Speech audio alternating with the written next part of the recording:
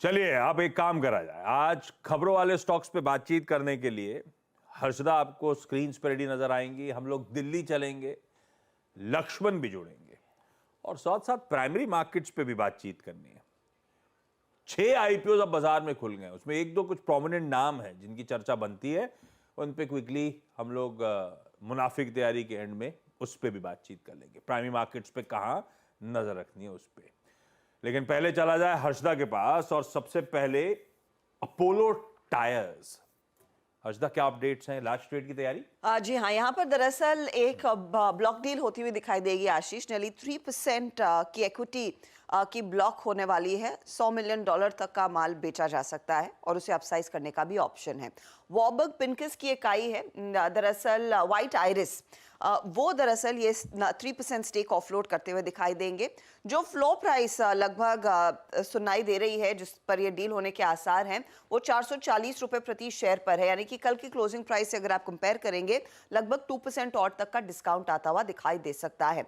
यहाँ पर ऑफकोर्स एक 90 डे लॉक इन पीरियड भी रहेगा, यानी कि वॉर्बर्ग पिंकस के हाथ में कुछ और स्टॉक रहेगा। अब देखते हैं वो आगे बेचते हैं या नहीं, लेकिन क्लियरली 3% स्टेक वो ऑफलोड कर रहे हैं आज। 3% एक अपसाइज ऑप्शन हो सकता है, डिमांड अच्छी रही तो।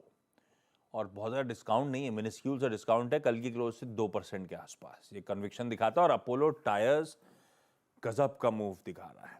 बहुत समय तक एक कंसोलिडेशन बैंड से जब निकला बाहर, उसके बाद पलट के नहीं दिखा है स्टॉक ने। अच्छा, मैं अपोलो टायर्स पे जा रहा हूँ।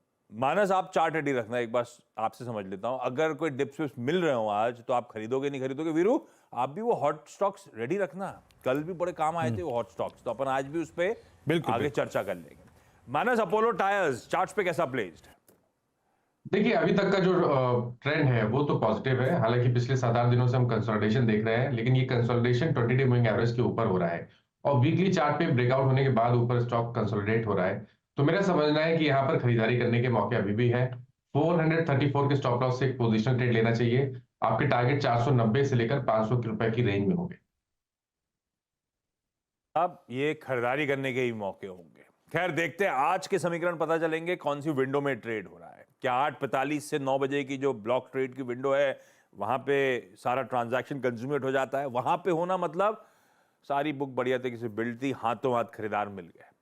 कंट्रोल सेशन में गया तो थोड़े से उसका स्पिल ओवर इंपैक्ट शायद हम फील करें। खैर, नजर रहेगी, वो 9 बजे तक समीकरण क्लियर हो जाएंगे विंडो कौन सी है। पर अपोलो टायर्स स्ट्रेंथ है और ये जा रहा है 500 की तरफ, ये ध्यान रखिए। आज क्यूआईपी इशुएंस पे भी खासतौर पे अपडेट्स है। एक नहीं, दो नहीं, 3 कंपनीज हैं क्या? 3 कंपनियां हैं। सब पैसा मोबिलाइज कर रही है। शुरुआत केन टेक्नोलॉजीज के साथ करेंगे आशीष। 1400 करोड़ का क्यूआईपी इन्होंने दरअसल कल लॉन्च कर दिया है। यहाँ पर जो औसतन फ्लो प्राइस आ रही है वो कल की क्लोज से 6% डिस्काउंट पर है, यानी कि 2449 रुपए प्रति शेयर पर दरअसल ये क्यूआईपी आता हुआ दिखाई देगा। 21 दिसंबर को तय करेंगे बोर्ड बैठक में कि फाइनल इशू प्राइस क्या होगी। इसके साथ ही केपीआई ग्रीन 300 करोड़ का क्यूआईपी इन्होंने लॉन्च कर दिया है। यहां पर फ्लो प्राइस जो है वो बड़ी करीब 1245 रुपए प्रति शेयर है। कल की तुलना में करीब 9.9% तक का डिस्काउंट आता हुआ दिखाई दे रहा है और इनकी भी बोर्ड बैठक 21 तारीख को है। जेटीएल इंडस्ट्रीज भी आप रेडार पर रखिएगा। जेटीएल दरअसल कंपनी ने अप्रूवल दे दिया 810 करोड़ फंड रेज का वारंट इशू होगा। साथ ही साथ करीब 500 करोड़ ये रेज करना चाहेंगे क्यूआईपी के जरिए। अब वो डिटेल्स आगे आएंगे कि कब और किस प्राइस पर होगा। ये बोर्ड से अप्रूवल आ गया। कंपनी बेसिकली महाराष्ट्र में अपनी इकाई में कैपेसिटी एक्सपैंड करना चाहती है। उसके लिए दरअसल कंपनी का प्लान है ये फंड रेज करने का। भाई साहब, 3 क्यूआईपीस जिनके थ्रू कंपनीज फंड रेज कर रही है। बैती साहब, केन्स, केपीआई ग्रीन और जेटीएल इंडस्ट्रीज, तीनों के चार्ट रन थ्रू करिएगा। कहीं पे कोई क्लियर कट ट्रेड मिल रहा हो तब बताइएगा, मैं आता हूं आपके पास। पर गौरांग सर, इस तरह की फंड रेजिंग कॉर्पोरेट्स के द्वारा ये क्लियरली वो ग्रीन शूट, वो कहते हैं ना, वो प्राइवेट केपेक्स टूल पकड़ेगा, उस तरह के इंडिकेशंस है ना, सब तैयारी कर रहे हैं। और मेरे ख्याल से आने वाले भविष्य में आशीष और भी कंपनियां बाजार में आती हुई आपको दिखेगी पूंजी इकट्ठा करने के लिए। और ये आप सही बता रहे हैं, कहीं ना कहीं यही दर्शाता है कि आगे जा करके जो विस्तार योजनाएं हैं कंपनियों की, वो बहुत ही सक्षम रूप से आगे बढ़ेगी और कहीं ना कहीं आपको एक अंदाजा ये भी लगता है कि आने वाले समय में इंडियन कॉर्पोरेट्स के जो नतीजे होंगे वो किस दशा और दिशा में जा सकते हैं। और ये सिर्फ मैन्युफैक्चरिंग ही नहीं, इसके पहले आपने देखा था सर्विसेज में खास करके बैंक्स और एनबीएफसीज ने भी बाजार में से पूंजी जमा करी थी और बहुत बड़ी मात्रा में बजाज फाइनेंस मुझे याद है करीबन 8,000 करोड़ के ऊपर की पूंजी जमा करी थी। तो एक सकारात्मक सा संदेश देता है उन सब कंपनियों के लिए जो बाजार में आते हैं पूंजी जुटाने के लिए विस्तार योजनाओं को लेकर। ये फंड रेजिंग हो रही है लार्जली नए प्लांट्स लगाने के लिए या केपेक्स रिलेटेड स्पेंड्स के लिए। अच्छी खबर है, कंपनियां जोश दिखा रही हैं आने वाले समय में, इसका मतलब है आउटलुक उनको तय रोबस्ट नजर आ रहा है। प्राइवेट केपेक्स पिकअप करना बहुत ज़रूरी है क्योंकि अब तक जो केपेक्स हुए हैं लार्जली पब्लिक ड्रिवन थे, पब्लिक सेक्टर सरकार ड्रिवन थे और धीरे धीरे अब वो ग्रीन शूट्स की बात हो रही थी और लगातार पिछले 3 महीने से आप देख रहे हैं किस तरह से प्राइवेट कंपनीज फंड रेज कर रही हैं अपने अपने नए प्लांट्स इस्टेब्लिश करने के लिए। खैर एक काम करा जाए, आप दिल्ली चला जाए, वो फोर्टनाइटली रिव्यू हर 15 दिनों में समीक्षा बैठक होती है सरकार की, कच्चे तेल के भाव को देखते हुए कितना विंडफॉल लगाना है उसकी। 19 तारीख से इफेक्टिव, ये 15 वाली बैठक आज 19 से इफेक्टिव की लक्ष्मण ने कल रात में अपडेट दिया, देर रात में लक्ष्मण का अपडेट आया और मैंने देखा नहीं, नीरज वाजपेयी ने लक्ष्मण का वो अपडेट देख लिया और टीम में डाल दिए सारे प्लेयर्स। उनकी तरफ से थैंक यू था वैसे आपके लिए कि आसानी से उनकी टीम बनवा दी लक्ष्मण जी आपने, लेकिन वह समीक्षा बैठक में निकल के क्या आया? Good morning. Good morning, good morning. दरअसल ये फोर्टनाइटली तो था, लेकिन इस बार जो 15 तारीख थी वो शुक्रवार का दिन था और बीच में शनिवार रविवार हो गया। और जब संसद सत्र चल रहा होता है तो नियम यह है कि कोई भी आप नोटिफिकेशन ऐसा जारी करते हैं तो पहले संसद को बताना होता है।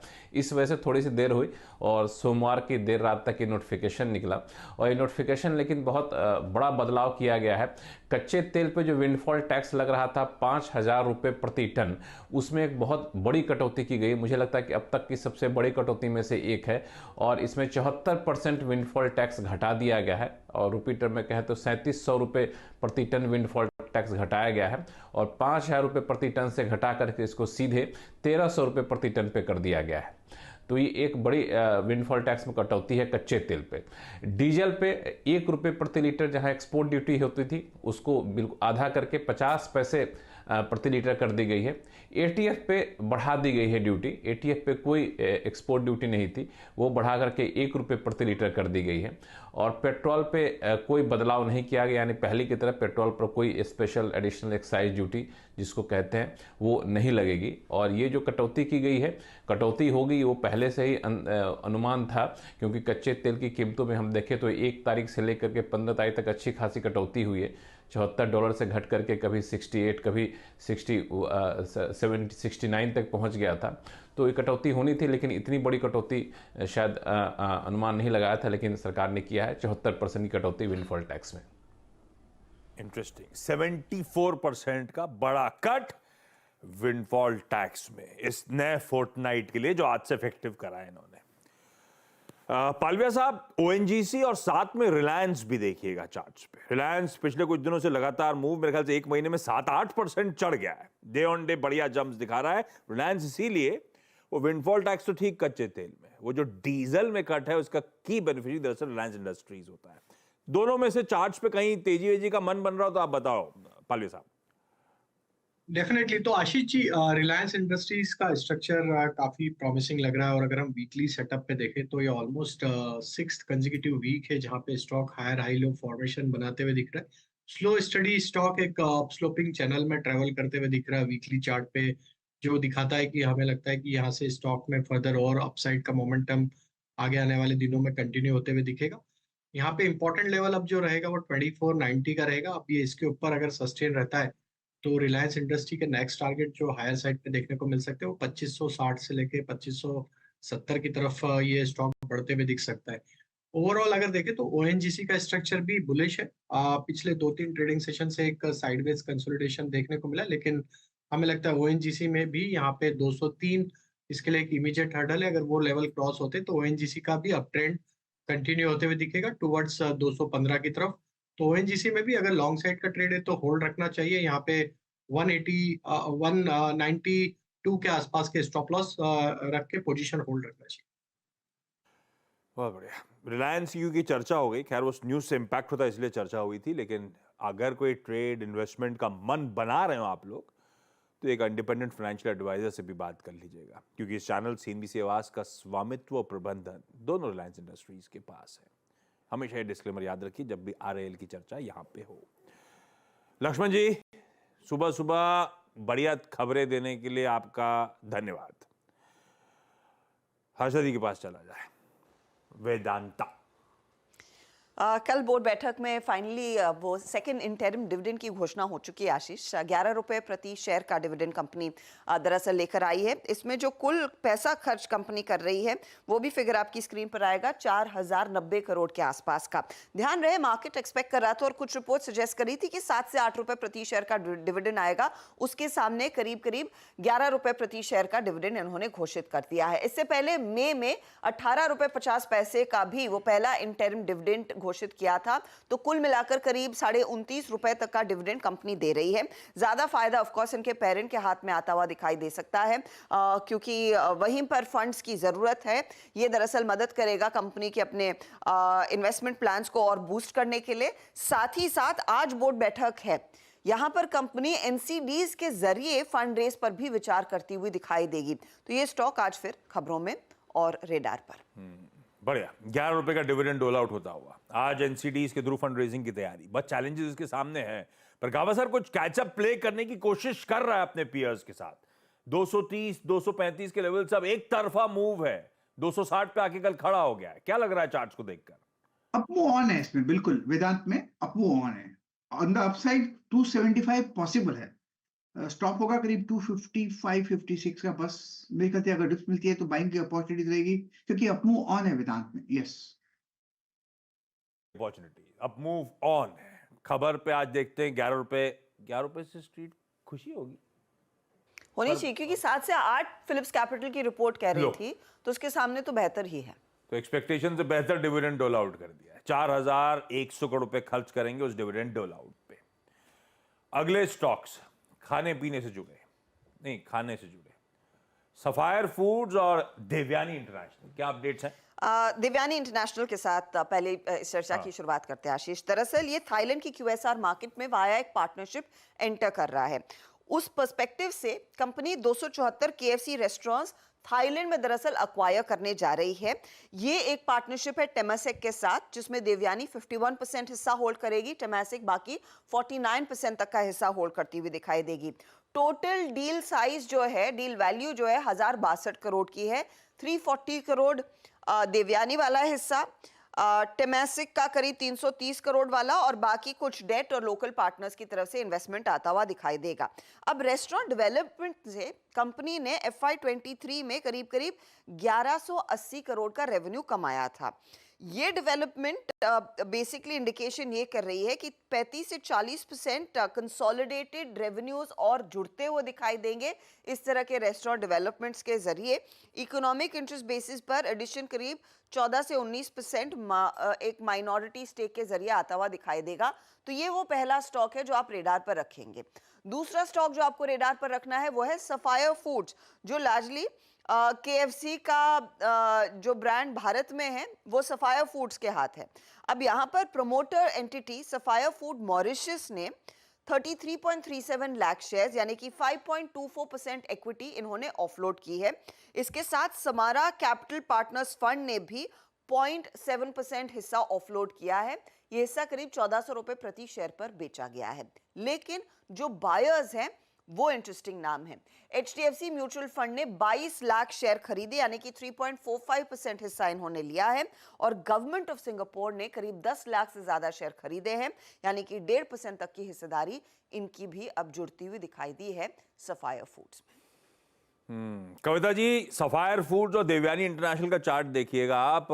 वैसे ये देवयानी का थाईलैंड में QSR कैसा है, क्या क्या मेन्यू होगा, कितना इंडियन तड़का होगा, ये गावा सर जब जाएंगे तो चैनल चेक करके आपको बताएंगे, है ना गावा सर?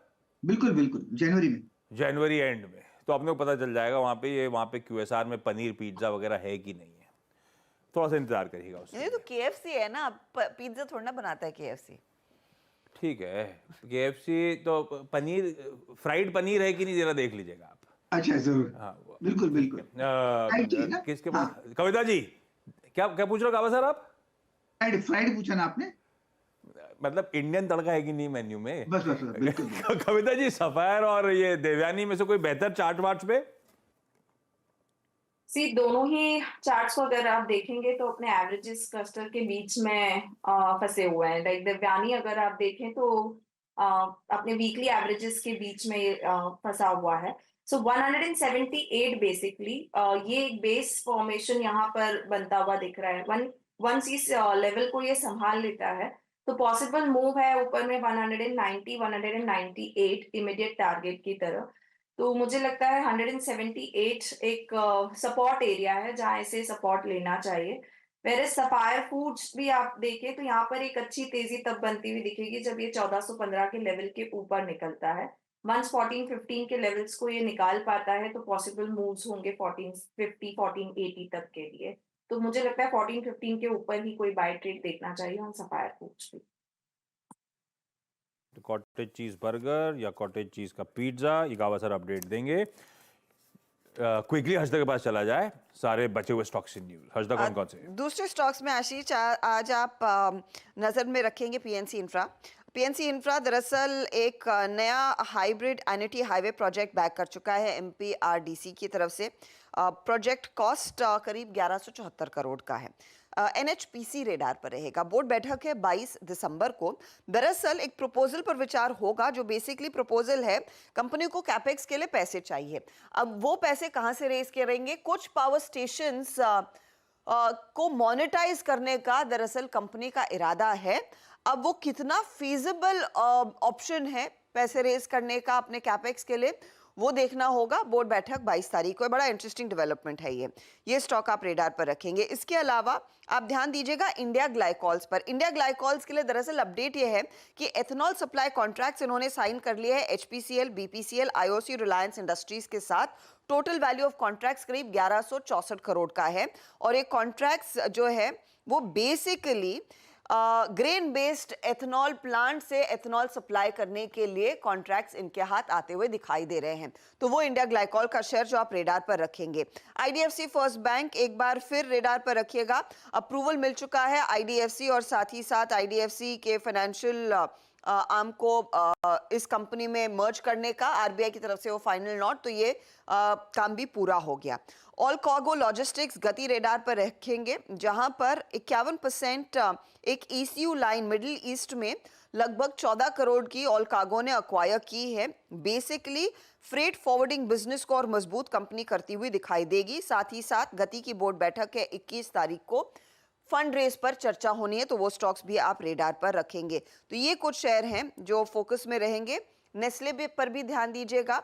स्टॉक स्प्लिट कंपनी ने किया था 1:10 का। यहाँ पर 5 जनवरी रिकॉर्ड डेट तय करती है। ओके, इस बीच अपोलो टायर्स की डील हो गई।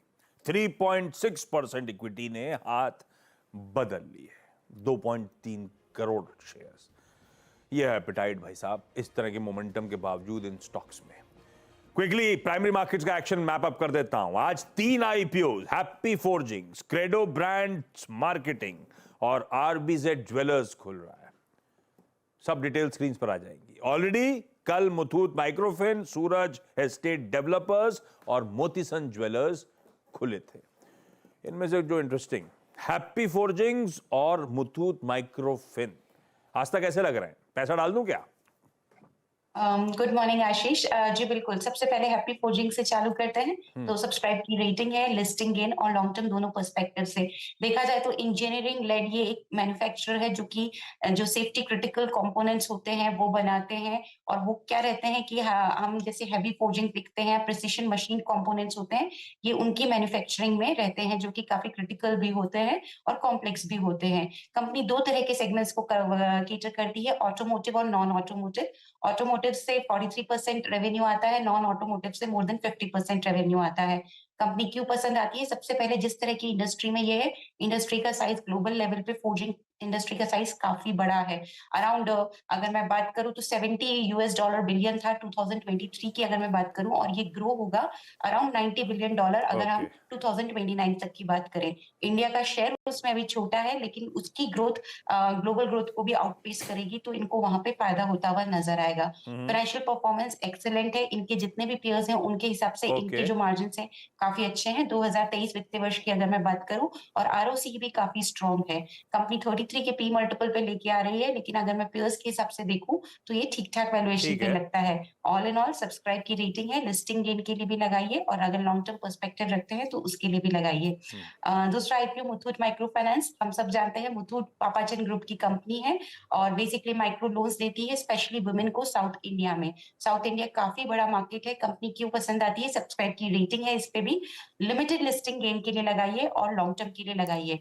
देखिए इसमें जो लिस्टिंग गेन होंगे वो लिमिटेड होंगे, लेकिन होंगे जरूर, क्योंकि ये वैल्यूएशन रीजनेबल लेके आ रही है। 1.6 price to book multiple on post issue equity, तो ये ठीक ठाक वैल्यूएशन पे ला रही है और ग्रुप सॉलिड है।